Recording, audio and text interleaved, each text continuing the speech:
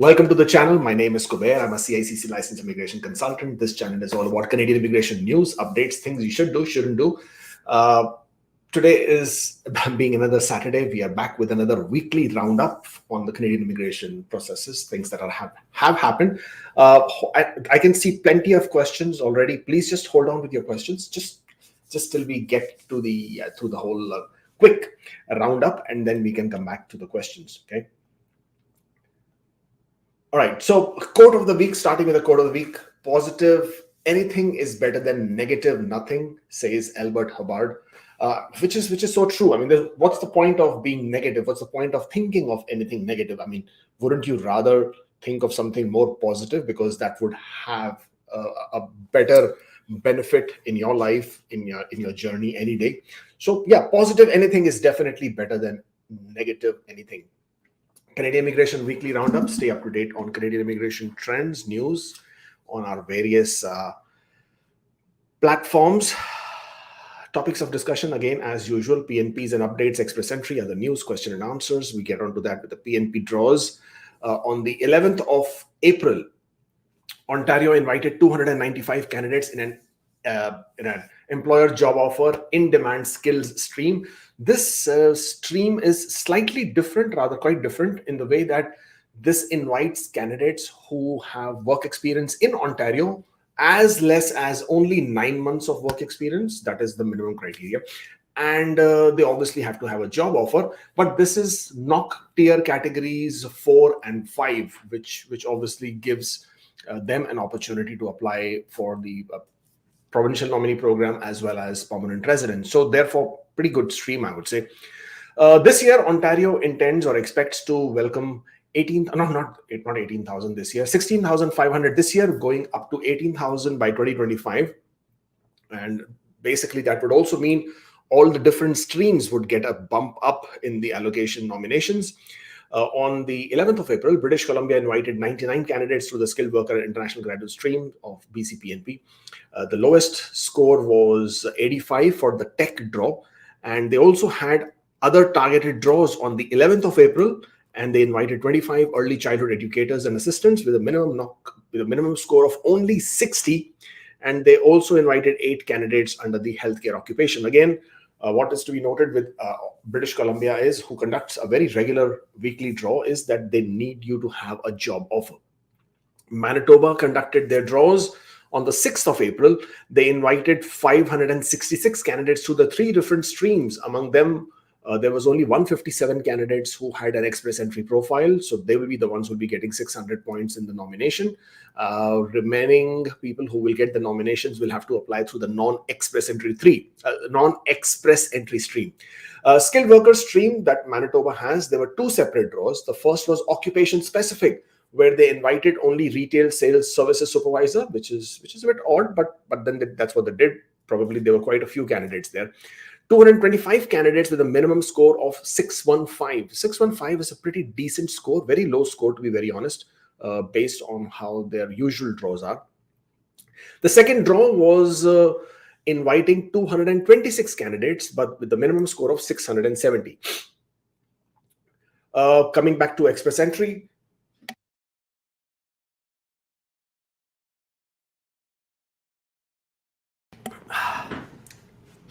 sorry about that. On the 12th of April, IRCC conducted an express entry draw, which is something which we were all looking forward to. This time, it wasn't a bumper draw. This wasn't a big draw that we had all were getting used to, because the previous 3 draws were for 7,000 invitations each.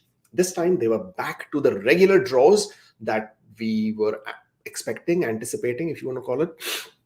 And they invited 3,500 candidates in this particular draw, with the lowest CRS score of 486. Now, what that does is, and I'm just going to open up another. Yeah, this was the draw. This was draw number 246 on the 12th of April. This was the 10th draw of 2023, inviting 486 candidates with a inviting 3,500 candidates with the lowest score of 486, And with the pool breakdown, that was where it was interesting. Nearly 5,000 people were added into the express entry pool with scores of 481 and above, which is a lot of people, considering that the pool was almost cleared of all 41 pluses, 481 pluses. It basically meant that, as I said, 4,800 was a big number. The majority of the people who were added to the pool were between 481 and 490, which was about 2,000 people. In addition to that, there was 491 to 500, where you had 1,200 people, 501 to 600, where you had 1,180, and 501 with the nominations. Overall impact basically means that next draw, if it is to happen, let's say after 2 weeks, because I am not expecting them to do another back-to-back draw anytime soon. This is now, I guess, what they had to do, they did already. 21,000 invitations issued in the span of 14 days. They are probably going to go to back-to-back draw, and they're probably going to go back to the regular draws. And with the draw that happened on the 12th of April, now the next draw is anticipated or expected on the 26th of April. Now, 2 weeks gap, if we saw 4,800 people getting added into the pool in the last 2 weeks, if something similar is to be seen in the next 2 weeks, then what that will do is that the scores will not drop. The scores will actually increase. So though here my estimate for next draw says between 485 to 488, I am leaning more towards 487, 488 kind of a score, simply because of the number of people who may get added into the pool. It's definitely bound to happen that the scores above 491 and above, they will have anywhere between 2,000 to 3,000 people who will get added. I'm talking about the people who will get nominations, so 600 plus. I'm talking about people who are at 500 plus, people who have job offers, who are bilingual, who will be completing their master's degree, who are getting their Canadian work experience. So those people, and then also the scores of 491 and above, right? People who have siblings in Canada, people who have a PhD, people who have scored CLB 10, those category of people as well collectively would, I'm looking to see at least between 2,000 to 2,500 people with score of 490 plus. If that happens, and if the scores are, or rather, if they issue only 3,500 invitations, then I don't see the scores dropping. I would see the score actually going up by a point or two, probably in the range of 487, 488 kind of a thing. For the scores to drop, as I said before, it is extremely important that IRCC draws out more invitations, simply because of the number of people getting added into the pool. Sometimes it's not just the number of people who are getting added into the pool, it's also a lot of people who decline their ITAs. I have seen so many during my consultations with so many different people, people on the verge of declining their ITA, people who have declined their ITA, people who are misguided, people who are told you have to decline the ITA because you cannot continue. Most common instance or most common situation is where people get points 1 month before completing their period of work. So for example, your Canadian experience class, you have updated your express entry profile to show that you will be completing your work experience sometime May, June, July. But what the system does is that it allots you the points for 1 year of work experience in the 11th month itself. And that is primarily because it calculates the points based on the month and year. So the time you start, it doesn't ask you for the date. It just calculates from the first of that month as you having started your work experience, and first of the month where you are showing that your work experience currently is at. It basically results in giving you your work experience sooner, or rather your work experience points sooner than you actually should have gotten them. So 11th month, you will get it for your 1 year experience. 22 or 23 months, you will get it for your 2 years of experience. And that's what usually happens. But in this case, you haven't misrepresented. That is the biggest fear that people have. You haven't done anything wrong. You have simply expressed the reality the way it is, the way your work experience is. It's the system that calculates it this manner. So it's not your fault. So there is no reason, there is no need for you to decline your IDA. Please continue with your application. However, submit your application only after you have completed your valid period of work. Because if you submit your application before you have completed your valid period of work, now this is where you are making a mistake. So therefore, please don't do that. It's not misrepresentation yet. It's still an error, of course. You will get your application refused if you submit your application before completing your period of work for which you're claiming points. But that's just about it. So don't decline your ITA. This is the most common occurrence that we have seen for people. In other cases, people decline ITAs because probably they made a small error in the way they have described their work, the title, the name of the company, sometimes the period of work, maybe a month here or there. Sometimes in the name of the company, they haven't written limited or Inc., or the spelling mistake is incorrect. Small errors of those site, and they go ahead and decline their ITAs. Please don't do that. The reason why I'm saying don't decline your ITA is because one of the biggest issue is it's so inconsistent. Express entry draws are absolutely inconsistent at this point of time. There is no predictability anymore.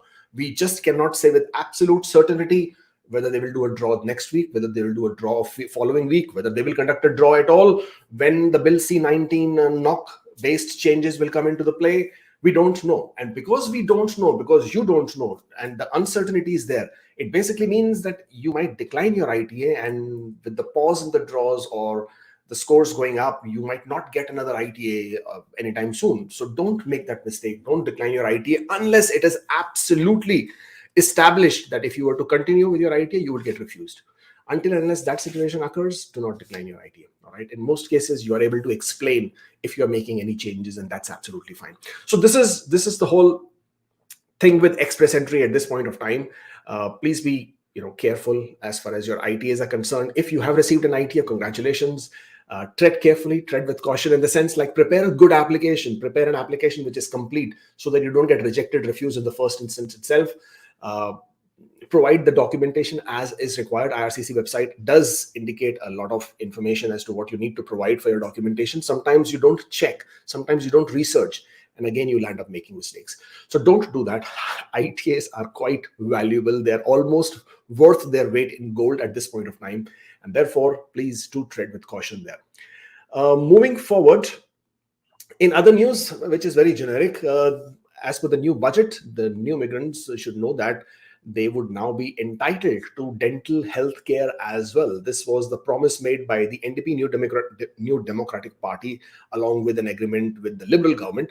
And this has been approved. So basically, if you're an uninsured Canadian and your family income is under 90,000, you would have, or rather, and your family income is under 70,000, you would have the eligibility to get covered for the dental plan by the government. The exact details have not yet been announced from when this kicks in, but the fact that it is happening is very good, because dental is very, very expensive in Canada.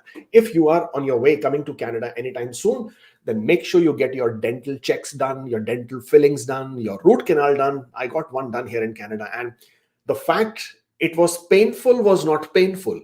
The fact that it was so expensive to get it done was extremely painful. So yeah, sometimes that hurts more. Sometimes what is painful in your pocket is sometimes more hurtful than what is painful in your mouth here. So yeah, just take care of your dentures and dentals before you come into Canada. Now, the more important subject for today, the work permit extension opt-in mess created by IRCC. And IRCC has really made a mess of the postgraduate work permit extension policy that they have recently announced. The good thing was that they did announce the policy. The good thing was that they did follow through with the policy of the extension for postgraduate work permits.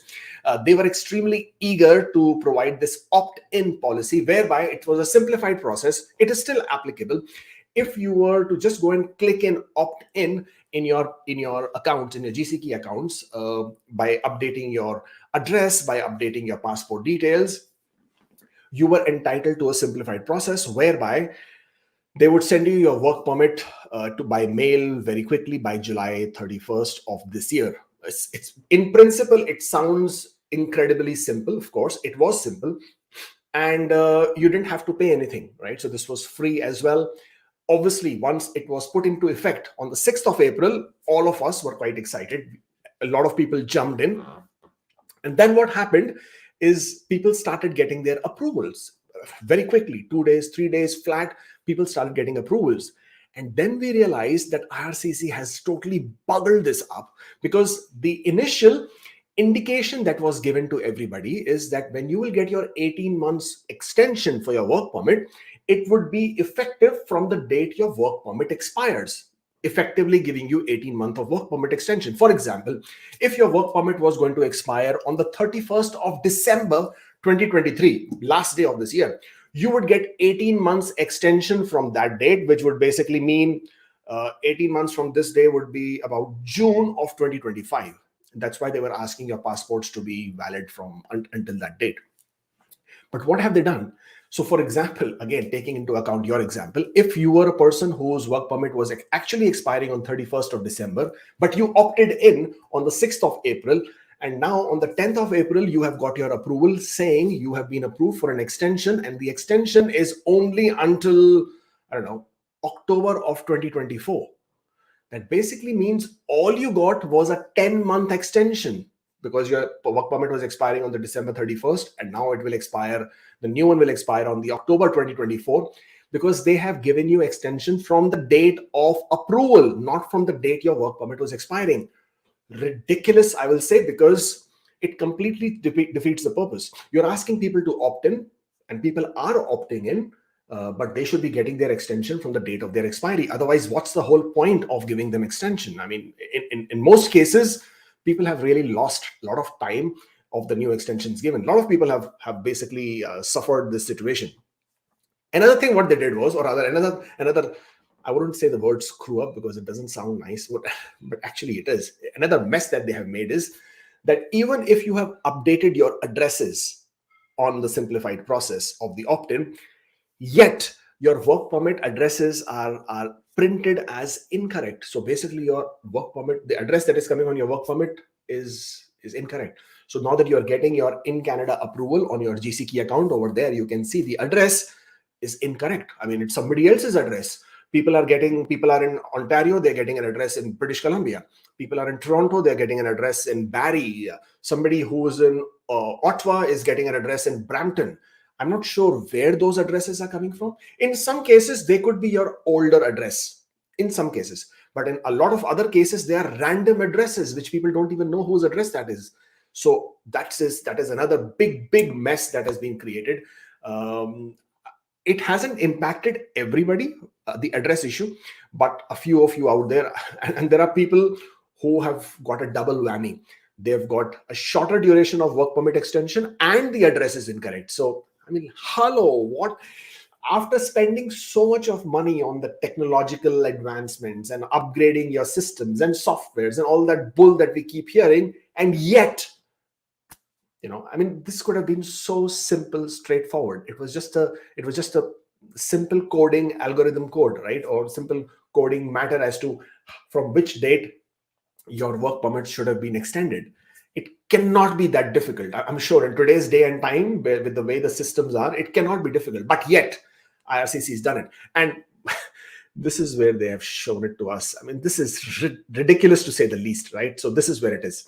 So this is the postgraduate work permit web page. That's where it said that if your postgraduate work permit is valid, it will be issued 18 months from the date of your work permit expiry. Okay, or until your passport expires. It was so clear. It would be given to you from the date of expiry. And then this was on the generic page about for people who are applying for the work permit extensions. This is for the simplified process. In the simplified process, it said log into your account, click postgraduate work permit extension holder, just say extend, click opt-in, and you will get work permit extensions for up to 18 months additional. This is what it said. And everybody believed IRCC that this is what it says, this is what it means, so this is what it will be. And very sneaky, IRCC, so sneaky. Last night, they have gone and changed the whole page, and the new page, which is today, this is what it says. Okay, this is what it said earlier, and this is what it says now. It says, if you select opt-in to stay and work in Canada, you will get additional 18 months from the date this extension is approved. This wasn't there earlier. This has been put in last night to cover up this goof up. And it says, for example, if your postgraduate work permit expires in 4 months, and if your extension is approved, you can expect to get an additional 14 months, not 18 months, for no additional fee. As you can see, I have the screenshots for both. This was what it said earlier. Okay. And thankfully, we have the screenshots, right? This is the day and time of screenshots. You can save everything. And this is what it says now. I mean, unbelievable. This is what it says earlier. Okay, and on the same page, what you need to do, this is what it says now. So this is, yeah, this is where you totally lose faith in the credibility of the system, in the integrity of system. And this is really sad in the sense, like, you did set out to do a good thing, IRCC. You set out to sort of help people who were really struggling through the whole process, and what you have done instead is totally buggled it up. And I'm being very polite when I'm saying that, buggled it up totally. But yeah, that's IRCC for you. Now, a lot of us were expecting that IRCC would make some amends, they would make some changes, and that you could extend it further. But what they've instead went and did it is they've gone and updated their page to now reflect that if you opt in, you will get work extension, you will get your work permit extended only as of the date it is approved. So it basically means that if you have a shorter duration of work permit, then you're tough out of luck. Nothing else is going to happen. And that's how IRCC does this, right? And that's how they have played this. Extremely, extremely disappointing, but yeah, that's the name of the game from them. That's what I had for you for the weekly roundup. Connect with us on social media platforms: Instagram, Facebook, YouTube, of course, Twitter. And if you're still here, hit the like button so this video goes out to more people, and of course subscribe to the channel so that we see more people joining in. Right, very quickly taking the questions now. Okay, so pour in your questions. Let's see how many we can take in within the next 20-25 minutes. Neil Soni says, is IRCC aware regarding this extension issue? Of course they are aware. I mean, so many people have been calling them up. We have been raising hell on Twitter. And what they have done is they have gone ahead and changed the page to now reflect their goof up, which says that they will be giving your work permit extensions only from the time that they've issued the work permit. So yes, they are absolutely aware, and they have tried to cover this up by making this change. They think people don't take screenshots. We all take screenshots. We all know what IRCC does. We all take screenshots. We all have proof to show what it was showing earlier and what it shows now. I got the invite under CEC. If I have funds in my bank, is it advisable to show the bank letters and statements for 6 months or not required? Just mention letter.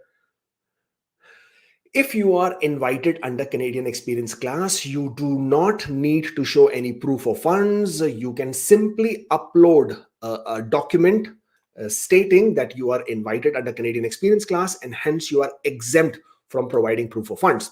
If you still want to show your proof of funds, by all means do. Just know that it doesn't add any value in your application. There is no benefit. It would just not get processed faster just because you have some funds in your account. So it's not going to make any difference to your application. Choice is yours. How many years of Canadian experience I can claim points within last 10 years in Express Entry? Well, if you are Canadian experience class, then your Canadian experience, in order to be eligible under Canadian experience class, your points should be within the last 3 years. That is what will make you eligible under the Canadian experience class. My PCC and medicals has the old passport details. I have renewed the passport. Will this be an issue? Can I include LOE and old and new passport? A lot of people have this concern about the old and new passport. What you are forgetting is that your new passport also has your old passport number on the last page, in case you didn't realize that. IRCC has no requirement of you providing your old passport copy. But if you wish to provide, by all means do it. A lot of people are totally freaked out and they're quite stressed. And they keep thinking, oh, my old passport number on the PCC. Oh, my old passport number IELTS. How will IRCC know? Will they, how will they even figure out? So don't worry. This is IRCC we're talking about. They are all knowing. They are, they know everything. So you don't need to provide it, but if you're totally stressed out, by all means, do provide your old passport copy along with your new ones. There is nothing that stops you from doing it. And of course, it doesn't cause any harm. But just know that there is no requirement. And it does not impact your PCC. It does not impact your IELTS. It does not impact your WES, because your old new passport number also has your old passport number, right? So don't worry about it. It's not that big a deal. I got approval letter for new work permit, but I'm traveling next week. I won't be having physical copy of work permit in hand. I have valid TRV. Can I show my approval letter and TRV to CBSA when I re-enter? Yes, you can. That shouldn't be a problem in most cases. No, you'll be fine. Will I be admitted as a visitor or worker on my return if I show my postgraduate work permit extension approval letter and TRV, since I don't have a physical copy. You would be a worker when you return back to Canada with your TRV. Do I need to provide proof of funds for Ontario FSW, not EE? Yes, you do. Absolutely, you need to provide proof of funds. You need to provide proof of funds to Ontario under the Human Capital Priority Stream, as well as to IRCC under the Federal Skilled Worker Program. So yes, you definitely require proof of funds in Ontario. I have done ECA only for masters. In my profile, I have included only master's degree. I have not included bachelor's degree as details not done on ECA. Is this okay? Please advise. So again, another common question. If you are uploading your education details and you have your credential assessment, ECA, West report only for masters, it's absolutely fine to show only masters in the education history section. There is no problem. But if you have completed your bachelor's degree within the last 10 years, then please make sure you do mention it in the personal history. You have to mention it in the personal history because it was completed in the last 10 years, and it's absolutely fine. There is no problem with it because, hey, you have a master's degree, you have the master's equivalency, you are claiming points for masters, you are providing your ECA and West report, and you're absolutely fine. Can I apply for work visa extension once I received PGWP extension approval letter, or do I need to wait until I receive the hard copy by mail? I'm not sure what you mean by can I apply for work visa extension. The postgraduate work permit extension is your work visa extension. So that's what it would be. If you're referring to TRV, then yes, you can apply once you get the extension letter in your account. Okay. Hemlata, thank you for the super chat. I don't see your question, so obviously nothing else to say there. When I have opted in and got less duration of work permit, can I submit a normal PGWP application to rectify the error made by IRCC? Well, IRCC is not saying it's an error anymore. Okay. They are actually saying that is how it is. And this is where they say it. They've made the changes. It is now showing on the IRCC website.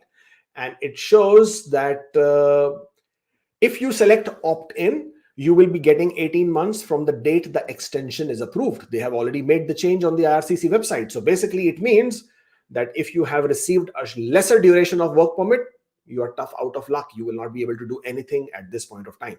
At least not at this point of time, unless IRCC then backtracks and makes more changes and then says, okay, sorry, we goofed up and we will give you extensions again. That depends on them. But at this point of time, as of right now, as of today, they have changed their website text to say that your work permit extension would be from the date of approval. And hence, if you got a shorter duration, that's how it will stay. Do I need to show my accounts or if I have any credit card debt under CEC? I am not sure what you're trying to ask me. CEC does not need proof of funds. If you do not need proof of funds, you do not need to talk about your debt or amount of money you have, amount of loans. There is no fund requirement. The declaration of your loans and liabilities is only if you have the fund requirement, which is for Federal Skilled Worker Program or FSTC categories only. Okay, so what about IRCC strike Monday onwards? Will there be no work? Good question. At this point of time, the strike has not been announced. So there is no strike as of right now. And from what I understand, the latest update was that the government, the Treasury Board of Canada, and the unions are still negotiating. They are still talking. They are still discussing. And they have not yet come to any understanding at this point of time. It's still ongoing. And for the unions to conduct the strike or to sort of basically go on strike, they will give a 3 days notice. So as of right now, there is no notice. So there is no strike. For sure, there is no strike on Monday. But it can happen anytime, if you want to say that. Because they are now legally within the strike period. So they can basically do this. They can go on strike if they wish to, but they will give 3 days time sort of to tell people. And if the strike does happen, IRCC definitely getting impacted, CBSA definitely getting impacted, CRA definitely getting impacted, ESDC definitely getting impacted. With that, what it means is the processing times are gonna go out of the window for sure. not only in Canada, but in different Canadian offices, immigration offices across the world, and visa offices across the world. So you can, yeah, I mean, not that we had brilliant processing times, anyways. Though Express Entry was moving quite fast, but others not so much. Yeah, they will all take a hit. LMIA applications, especially for ESDC, those will also take a huge hit, except for the critical and urgent positions under the agriculture and truck driving. Except for those, all other LMIA applications will probably go on a bit of a backlog as well. Yeah, so any in-person appointments will get impacted. Passport issuances will get impacted.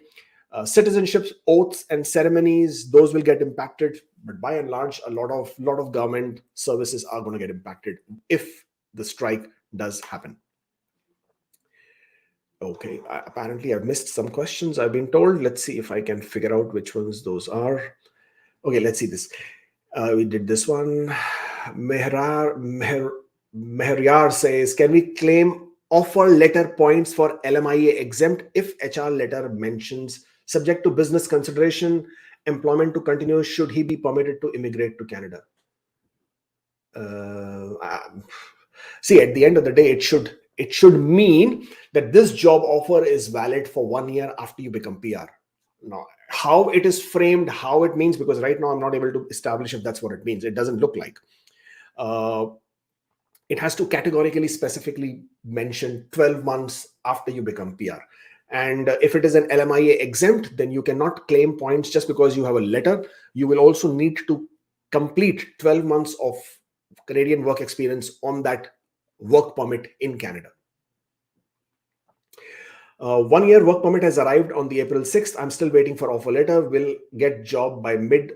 Need just 1 year to get CRS. Help. How can I make it to CEC? Well, you will be CEC once you have completed 1 year of work experience in Canada. Simply update your Express Entry profile. If you have 1 year of Canadian work experience within the last 3 years, you would be CEC. Is it okay if I do not choose opt-in and extend my postgraduate work permit, wait till October to apply for extension because that's when my postgraduate work permit is expiring? Can I travel to India in July and come back in September? Great question, Sam. I'm glad you asked because I would have missed it. So for everybody who had chosen opt-in, well, you're out of luck. We can't do much with that right now. For everybody else who are still thinking of opting in or who are still preparing and planning for your postgraduate work permit extensions with this latest fiasco that IRCC has come up with, my suggestion to you is apply for extension closer to your expiry date of your work permit. That way, one, you get the implied status. Two, you would get the work permit extension from the date that they will approve your application, and therefore you would have your 18 months and maybe slightly even longer than that, depending on how they process it. But you would definitely have your 18 months of extension at that point of time. In your case, Sam, yes, if you have a valid TRV to return back to Canada, then you can travel out of Canada and come back to Canada. There is no problem with that. Mine is expiring in December. Should I apply online later this year? Absolutely. Please, if your work permit is expiring later this year, please do not be in a rush. Apply later, closer to the time when your work permit is expiring. You are lucky you didn't apply. I got my IELTS, I got my ITA this week. My IELTS is expiring in 2 weeks. I won't be able to submit before that. Can I write my exam now and still be able to submit my application? Yes, you can write your exam, your ITA, your IELTS, and hopefully you will score same or better. And then you will be able to update your Express Entry application and then submit. But yes, you cannot submit if your IELTS have already expired. You can submit with a new set of IELTS. That is not a problem. I got my work permit extension. Can I travel with my old work permit extension, old TRV, when we know that they are invalid? You see, your work permit extension letter is not a visa. It is not your, it doesn't allow you to come back to Canada. To come back to Canada, you will need to have a valid TRV. If you don't have a valid TRV, please apply one. And once you have it, then you will be able to come back to Canada. I'm going to apply for postgraduate work permit extension and my spousal open work permit together. How much funds do I need to show from my side and my spouse's side? Well, there is no specific requirement to show any funds for spouse open work permit extension that you are making, considering you would already have an employment. That is the only way you will be able to apply for your spouse's open work permit. And if you can do that, then you will not have a problem there.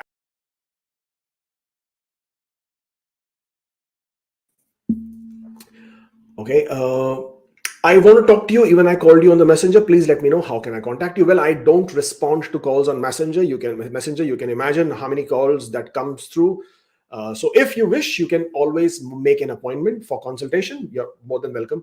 I also don't respond to queries on DM because my DM is completely flooded, and yeah, there is absolutely no time to do that. I would rather go to the group and respond to the queries which are generic for everybody, so that other people can also take advantage of it. If I'm answering queries on DM, then that's not fair to others who are putting the queries on the group, and therefore I don't respond to queries on DM. If you want to make an appointment, then this is the link. By all means, book a consultation, and I'll be happy to talk to you and discuss your case one-on-one. I guess that's what you were looking for. I've obtained my PCC after coming here in Canada. Later, I have renewed my passport from Canada. Do you think I should collect new PCC due to passport number change? No, you don't need to get new PCC just because of your passport number change. Because as I said earlier, your new passport also has your old passport number. It's not a problem at all. I am an international graduate. I have tier 0 job offer. Do I still need LMIA for express entry?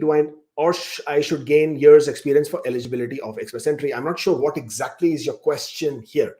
You cannot get points for job offer if you do not have an LMIA, if you are on a postgraduate work permit. If you're on an open work permit, you cannot get points for job offer if your job offer does not accompany the LMIA.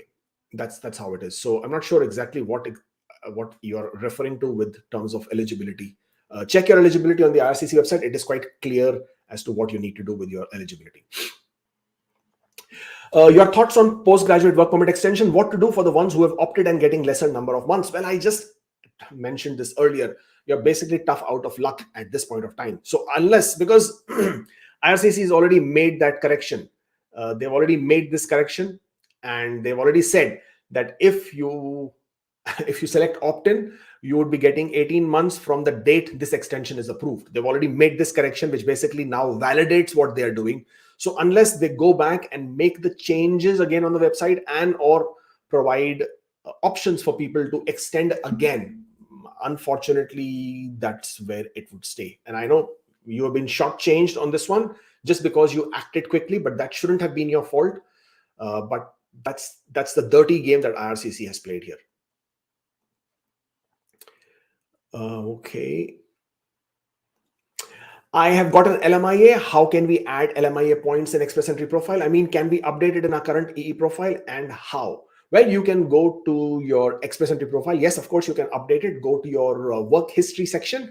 In that, look for arranged employment. And where it asks you, do you have a valid job offer? Say yes. And then follow the different formats, enter the information about your LMIA and employer, and you would get your 50 points for work experience. Okay. For personal history, if a person was studying and working at the same time, should they add both activities? Yes, please. Overlap of activities in your personal history section is absolutely allowed, is absolutely fine. Please make sure you indicate all activities, including your part-time jobs, your work experience, your training, your long periods of sabbatical, your unemployment, your maternity leaves, whatever that might be. And if there is an overlap, that's absolutely fine. There is no issue with that. Why do you think there is a sudden jump in new entries above 481? Is it because many candidates completing their degrees this month? Any chance for 483? Well, what you have to understand is the reason the scores dropped to 481 is only because IRCC conducted a three back-to-back draws. They issued 21,000 invitations in a span of only 14 days. That is the reason why you saw a score of 481. Otherwise, 481 was not going to happen. At least I didn't think so, not given the circumstances. Because the draws happened very quickly, the number of people in the pool didn't have time. So basically, over a span of 2 weeks, you saw 21,000 invitations being issued, which basically meant that a lot of people, the turnover of the number of profiles was not happening. Also, what is happening is that a lot of people do decline their ITAs. I do not believe too many fake profiles. Of course, There are a few fake profiles, no doubt about it. People who create the express entry profile just for the heck of it, just to see what their score is going to be. Even if they don't have their IELTS ready, they create the profile anyway. So there are those few fake profiles who manage to get an ITA and waste it for everybody else. I agree with that. But I think there is a large number of people who also decline ITAs simply because they think they can, because they know that their score is high and they will get an ITA very easily. Sometimes they are also misled, misguided, misinformed, and are quite stressed and freaked out, and then they decline their ITAs. And in other cases, of course, people are completing their education, people are completing their master's degree, people are completing their one-year diplomas, people are upgrading their scores to CLB level 10, people are completing their French language exams, language scores, they are also upgrading. People's siblings are traveling to Canada and then they're getting those 15 points as well. People are completing their Canadian experience, people are completing their 2 years of Canadian experience, people are also getting LMIAs and job offers. Whole gamut of different factors, which is all contributing towards high CRS score points. So yes, all of that in combination. What are your views on OINP general draw? Shall we accept it considering current high scores? If you are anticipating your CRS score to be around 490-ish by December, I do not know what you mean by 490-ish by end of December, because there is no point of speculating 6, 7, 10 months in advance when we don't even know what's going to happen next month or in the next draw. There is no way to say that. As far as the general draw is concerned, so Ontario seems to have changed their ideology to go into more specific occupations, more specific categories. So obviously they have a tech draw. Then they have now started conducting healthcare draw or health workers draw, where they invite doctors, dentists, veterinarians, physiotherapists, nurses, and all related occupations, and they've started inviting them. In my opinion, at some point of time, they will go back to doing at least one general draw, where they would have a more generic occupations like in HR, professional, sales, consulting, marketing, finance, those kind of occupations. I absolutely feel that will happen. They haven't done one in quite a long time. I think now almost 10 months, 8-10 months now, they haven't conducted a draw there. And whenever the draw will happen, the biggest benefit is going to go to people who are going to be in 470s or in high 480s also. Because now the CRS score is at 486, which basically means if Ontario was to conduct a draw today, then the higher cutoff was at 480, will be at 485, and then the low cutoff will be wherever the lowest number of scoring person is, based on how many invitations they choose to draw out. So it will definitely benefit, but I was hoping that they would have done a draw when the score was at 481, so that 480 and below would have gotten advantage. Now the score has gone up.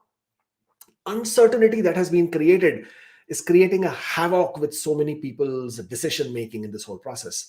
And I guess this is how it's going to play out for the remainder of the year. Uncertainty, unpredictability. We do not know what's going to happen. Nobody knows. I mean, least of all me. I mean, there is no inside news, inside information. A lot of people claim that they have inside person, some IRCC person, some this person, that person. A lot of people claim, a lot of agents claim that they know this person, that person.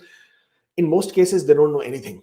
In most cases, it's all speculation, because, hey, if it works, then you'll say, hey, listen, I told you, I knew somebody. And if it doesn't work, it's, well, they have changed the process. They have changed the way they're going to do things. So it's all speculations at this point of time. The biggest thing, which is not a speculation, which is a certainty, is the Bill C-19 implementation. The horse said, I'll just play this for you so you know what I'm talking about. But when it comes to permanent residency, we've developed some new tools that are going to help better spread out people across Canada. We've had the largest increase in the numbers of people who will come through the Provincial Nominee program in the history of the annual immigration levels plan just this past year. In addition, we're increasing the numbers through regional programs like the Rural and Northern program or the Atlantic Immigration program. And we've developed a new selection tool through the Federal Express Entry system last year that will take effect in the second half of this year. This is going to... Second half of this year, that's what he said. The new selection tool, which is Bill C-19 implementation, which is knock-based, category-based draws that they would conduct. Second half of this year. Earlier they said by spring. Now we are saying second half this year. We do not know again, will they even do it in second half of this year or not? But that, I think Sean Fraser has been talking about it in so many different media releases, so many presentations, that I'm quite certain to believe that it will happen sometime second half of the year. But when second half of the year, we don't know. Would it be June? Would it be July? Would it be August, September, October? Who knows, right? Until those category-based draws will happen, regular express entry draws will continue to be conducted the way they are. The only thing is the number of invitations. In my opinion, I have a reason to believe that the quotas for the number of invitations, is roughly 80,000. And the way I've come to this number of 80,000 is based on what is the quotas of number of people being invited or who will be coming to Canada this year and next year. So this year is 82,880. Okay, about 100,000 people next year, plus the number of people who will be invited under the PNP programs, which are linked to express entry. So about 35,000 there. So if you say for this year itself, it is roughly 115,000, 120,000 people, which is not a lot, to be very honest. 120,000 is people. ITAs is not people. ITAs is in one ITA, one successful ITA, you could have more than one person. Could be two people, couple. Could be three people, two people, couple and a child. Could be four people, couple and two children. And therefore, the average number of people that we calculate on a successful ITA is roughly 2.23 people. And obviously, there is also 30% people who decline their ITAs, people whose applications get rejected at R10, people whose applications get refused. If you calculate, that's a 30% drop there. 80,000 ITAs managed to cover the 30% decline, as well as the number of people quotas as well. That's how the numbers would calculate. So I'm assuming, that is my opinion, as I said, that this year they would be issuing roughly 80,000 ITAs.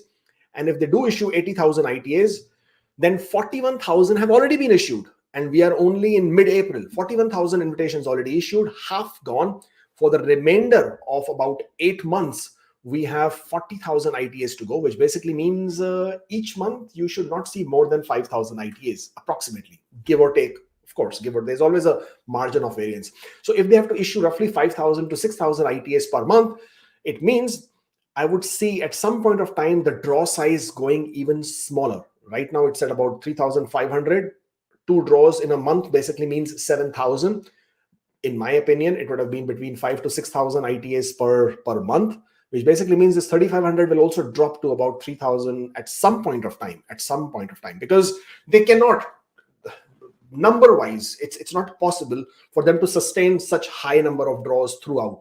And therefore, at some point of time, when you see draws size going down even further, then you would know for a fact that the scores are going to stay consistent or going to go up slightly more. But the only thing is, if they only conduct the draws more consistently, then only then you will see the scores probably dropping, but not drastically, maybe by a point or two here and there. Again, depends a lot on how many people are getting added into the pool. But that's how it's going to play out. And of course, Ontario's draws, Ontario's general, that was your first question to start with. The Ontario human capital priorities draws would be of great significance.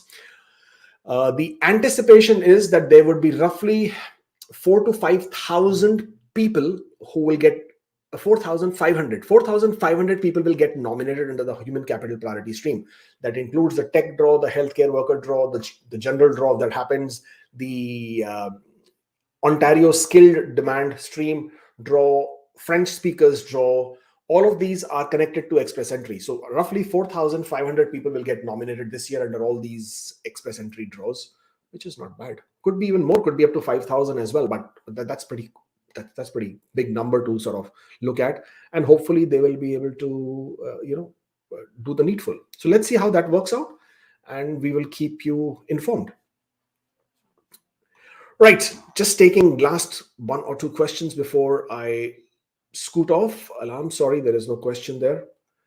Hemlata, is it possible to extend the spouse open work permit from outside Canada? I'm working in USA. My spouse is on a closed work permit in Canada. Yes, absolutely fine. So if your spouse who's on a closed work permit in Canada chooses to apply for an extension of your spouse open work permit, it can be done. Even if you are outside Canada, there is no problem. There is absolutely no issues with that. How many pay stubs should we upload for CEC? In my opinion, I usually recommend 6 to 12 months. I know it's a lot of pay stubs if you're getting bi-weekly, but I prefer to show at least minimum 6 months of pay stubs, and definitely T4s and notice of assessment. I would like to establish 1 year of clear cut proof of work experience in Canada, whether it's through pay stubs, pay slips, T4s, of course, the employment letter as well. Right. I know I've not been able to answer a lot of your questions. Please come back and post them in the comments below after the video, and I will be happy to come back and respond to them at a later date. Thank you so much for joining in. It was nice coming back and doing this again. We will see you soon again. Until such time, take care. Bye.